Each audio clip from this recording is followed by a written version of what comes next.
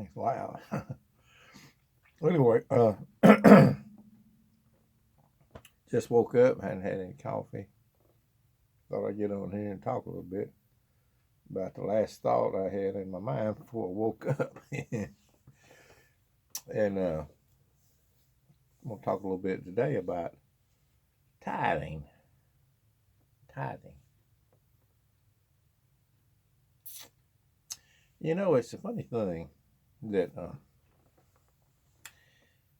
the only one thing that, that a lot of different religious orders like to bring over from the Old Testament, very popular thing to bring over.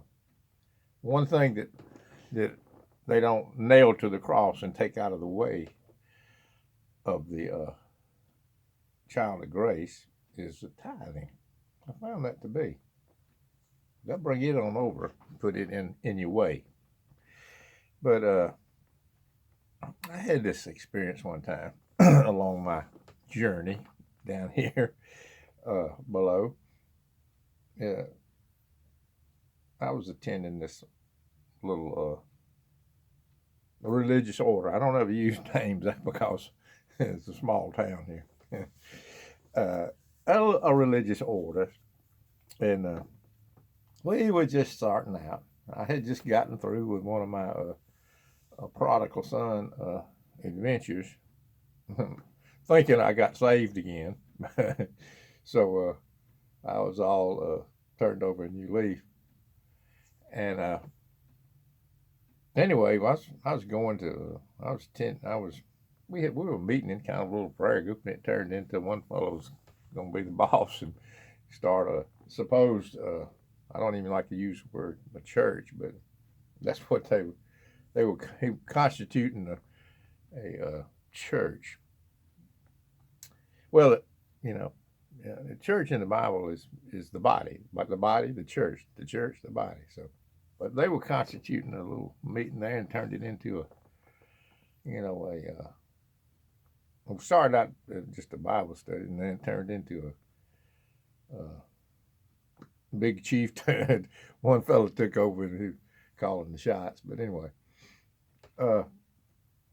just to tell you about it, I hadn't had my coffee yet. And us, look, these people are wonderful Christian people, God's people. They're God's people. But like I say, God's people get it wrong sometimes. Have you ever heard that saying, well, a man robbed God? They'll use stuff like that on you when they bring this thing over to the New Testament. Will a man rob God? Well, I tell you right now, brother, this old man down here in Alabama has robbed God many a time. In thought, word, and deed. But they'll use that on you. Well, anyway, getting back to the tithe thing, I hope I don't run out of time already. After I didn't really join anything. We were just attending with a family. It was a good thing, they were friends and everything. And anyway, I got this letter in the mail that said, all members of this particular religious order get together will tithe off of the gross of their salary. Well, wow. I said, wow, where did they get this from? Turned out it was somebody. Where did they get this from, So that's where this subject came up. We're supposed to tithe off of I guess to keep the lights on us and do different things, pay the salary of the leader, I guess. But anyway, it has never come up before. Everything was going along good. It went nice and friendly. But they put that in that, sent that letter. That got me to investigating the matter of the tithe. Because like I said, it had never come up before, but it came up here because they put a letter out that said, in other words, you're not welcome back unless you give off the gross of your salary in the cotton mill. Well, it was just me working at the time in the cotton mill. My wife got a job later on down the road, but we had 4 kids, and bills and things like that. And so sometimes you were sitting there thinking, well, should I give this right here, or should I give take care of this need with the kids, or feed my kids, or you just you put people in a bind. So I got to investigate the thing.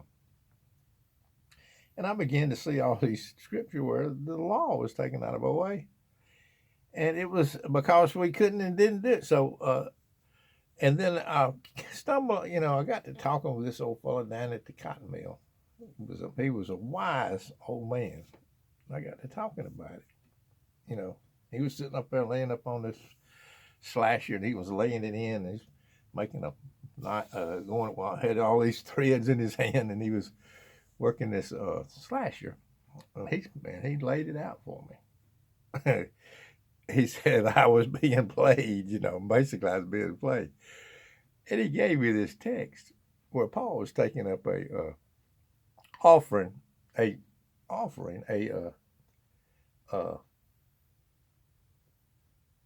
he was taking up the gift for some of the brethren that was in bad shape.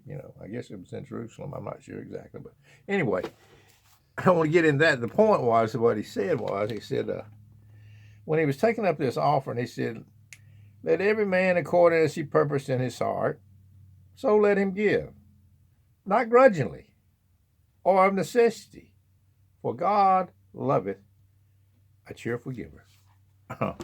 Well, they'll take that and turn it around and say, "Oh, when you give it to, of course, they always give you their address, and they always tell you when they want you to give to God, they always give you their address, and they always it's always to them. God, they put their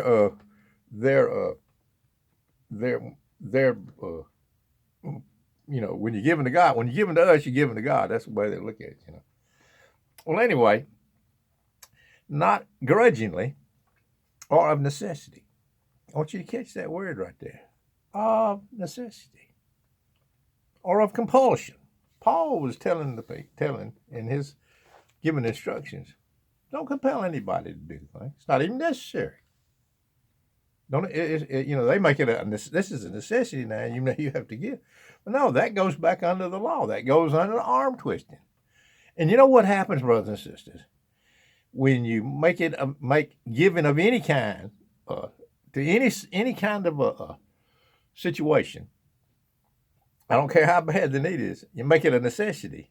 Guess what happens? The cheerful giver goes out the window, brothers and sisters. So anyway, what happened here? That that broke up the supposed church. That broke up the supposed church because I guess they're still going today, but I don't know. But we're still friends. But they went their way and I went mine. Put it that way. They'd take up the offer that they'd have to go on a retreat, a spiritual retreat, down to Florida, and we'd have to go back to work in the cotton mill. But no, brothers and sisters, the cheerful giver goes out the window when you're compelled to give to any situation. I don't care how dire it seems.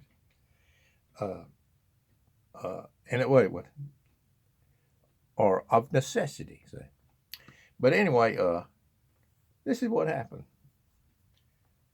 One time we were meeting as a group, and we went down to eat out down at one of the fish camps down there around here we have.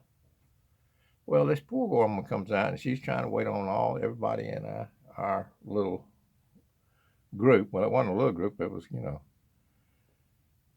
maybe 15 men. I'm not sure, but it was a lot of men, maybe 20 men.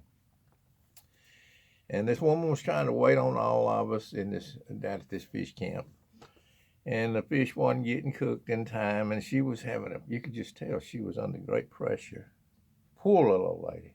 I was sitting there feeling sorry for her. Some of the men were being, overly demanding and rude, in my opinion. This is what happens when you join yourself with a group of people. That's always been my experience anyway. And they were rude to that lady and stiffed her on the kind of stiffed her on the on her little tip, but she worked herself to death, and the fish wasn't getting cooked in time, and they wasn't being patient. They wasn't displaying Christ, if you ask me.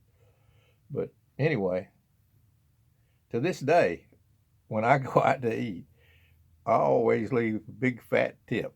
That's my tithe. I told my kids that's going to be my tithe from now on. And so my kids the other day, I heard they gave $50 to this lady on vacation. The kids went out to eat or something. I don't know. It might have been more than 50. You know, they gave about a big tip to this lady who was waiting on you. See, brother, sister, what a wonderful thing. Somebody is waiting on you, serving you. Look, I don't care if the food ain't no good. When I go out to eat, I don't say a word. If I don't send my steak back or my potatoes back, I eat them and I thank Jesus for them. And I won't come back the next time. But I won't embarrass the lady, and I won't be ugly to the one that is waiting on me. And I always leave a big tip, no matter how sorry the service is, because I think that's Christ-like in my view. But anyway, I don't know. I just had that thought of about it today. I was going to start telling little situations about my life, the things that happened to me. And no, not of compulsion, not of necessity, Paul says. Anybody don't want to give to this thing, it's not even necessary, is what he said. And look, here's the rule. And this goes all across your Christian walk. You're as a believer in Christ. Salvation, everything. When you feel compulsion, something's wrong, brother and sister, because it's all by grace. You know, this is just the talking. This is about the money bags, is what I'm talking about today. Well, a man robbed God.